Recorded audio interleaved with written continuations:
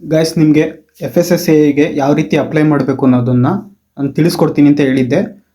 ಈಗ ಈ ವಿಡಿಯೋದಲ್ಲಿ ಯಾವ ರೀತಿ ಅಪ್ಲೈ ಮಾಡಬೇಕು ಅನ್ನೋದನ್ನ ನಾನು ನಿಮಗೆ ತಿಳಿಸ್ಕೊಡ್ತೀನಿ.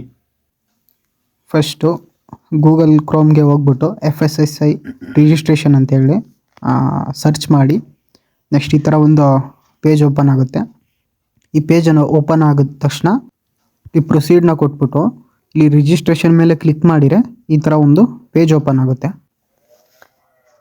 ಈ ಥರ ಓಪನ್ ಆಗಿದ ತಕ್ಷಣ ಕೆಳಗಡೆ ಸ್ಕ್ರೋಲ್ ಮಾಡಿಬಿಟ್ಟು ಇಲ್ಲಿ ಇದೆಯಲ್ಲ ಟ್ರೇಡರ್ಸ್ ಅಂತ ಹೇಳಿ ಅದ್ರ ಮೇಲೆ ಕ್ಲಿಕ್ ಮಾಡಿಬಿಟ್ಟು ರೀಟೇಲರ್ ಮೇಲೆ ಕ್ಲಿಕ್ ಮಾಡಿಬಿಟ್ಟು ನಿಮ್ಮ ಆ್ಯನ್ಯಲ್ ಎಷ್ಟಿದೆ ಅದನ್ನು ಕ್ಲಿಕ್ ಮಾಡಿಬಿಟ್ಟು ಕೆಳಗಡೆ ಸ್ಕ್ರೋಲ್ ಮಾಡಿದ ತಕ್ಷಣ ಈ ಥರ ಒಂದು ಪೇಜು ಓಪನ್ ಆಗುತ್ತೆ.